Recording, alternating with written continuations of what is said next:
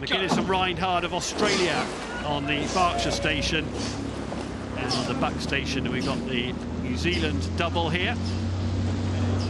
Hamill and Benjamin Mason. Yeah, we've got the Waikaris against Rowing Australia, or the Waikari Rowing Club against New Zealand against Rowing Australia. I think this is one of the stewards' pick of the day. Was pleased to see this battle, and of course one of these athletes is going down the course twice today, because Hamill extraordinarily beat Ollie Zeidler yesterday in the single scull, right in front of the crowds, rode back through Ollie, and he's going down this course twice again. Yeah, one of the big shock results yesterday.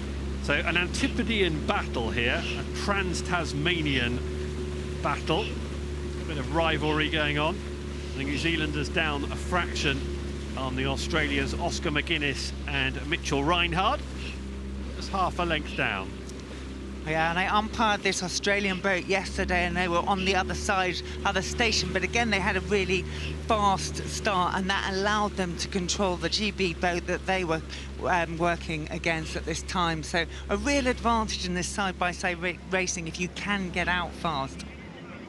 Beat the Belgian pair in the semi-final yesterday, the Australians. It's a long time since the Australians have won this double scull. So you remember Cleary and Ansell back in 2022, the last time an Australian combination won the double. And they will be looking to do that again this morning. And looking how they've started this race, Sarah, they'll be fancying their chances.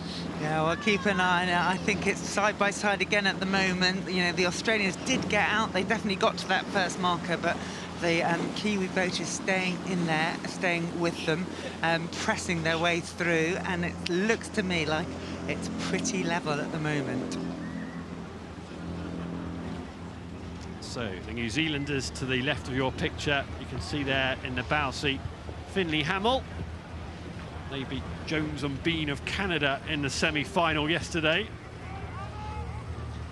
Australians continue to lead, and a good lead as well at this stage, isn't it? A nice length lead there for them. Yeah, I think they've actually done a push there, the Australians. Yeah. They've gone up a little bit on their rate, and they've decided to try and kill off the Kiwis earlier. Maybe they watched the Hamill's single scull races and knows that he's got a finish and wants to get the distance on here as well. Or maybe there's confidence from the fact that he has got so much racing in their legs, and they think if we're going to make him hurt early, if we can push it earlier, will he really want it enough, or will he want to save something for later? And that's a predetermined plan, is it? McGuinness and Reinhard potentially, they've had conversations about, they said, actually, just looking now, the New Zealanders have come again and sucked the Australians back in.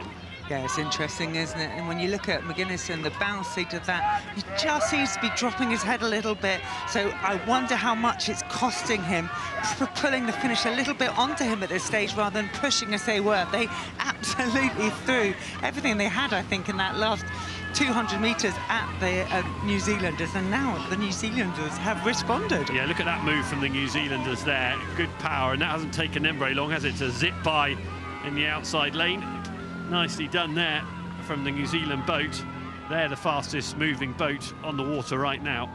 Yeah, this is really interesting, isn't it? When you can see that, look at that, how they're talking to each other, they're picking it up beautifully, they're going over this slightly choppy water with their blades just skimming underneath the surface. Nothing picked up more than you need to, no depth in their blades. And looking at Australia, you see there they've gone again, but they have lost a little bit of their steering. They've lost where they are on the course, I would say. Look at that, that's John Hedger, the umpire. And just keep an eye on the Australian double. It just looks like that press, that move, that attempt to kill off the Kiwis is costing them. Yeah, so smoother in the New Zealand boat at this stage. Just the signs of being a bit ragged in that Australia boat, fatigue. It may be smooth, but believe me, it's costing them. There's no easy strokes in rowing, and look at that. You can see how clean they are together, how the backs are moving back as their arms come through on that final bit, and it really is effective to lift this beautiful sculling, beautiful shell there coming along. So New Zealand leading. This is the final of the Double Sculls Challenge Cup.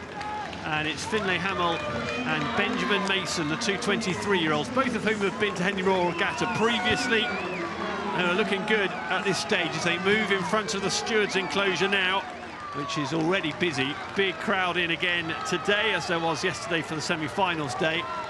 The rain has stayed away, around about 20 degrees, and the New Zealanders enjoying the conditions and will be enjoying the feeling of the lead in front of stewards. Australia haven't had their last say in this yet, though. Oscar McGuinness and Mitchell Reinhard trying to force some sort of discomfort for the New Zealanders, but away they power. And barring catastrophe now, it'll be them who come away as winners. Australians are still going for it, aren't they? Absolutely, you've got to fight to the line, haven't you? Make sure you can stay on it. But look at that, beautifully timed by the Kiwis. Finlay Hamill and Benjamin Mason winning the Double Sculls Challenge Cup here at Henley Royal Regatta. Celebrations for them. Very well executed race.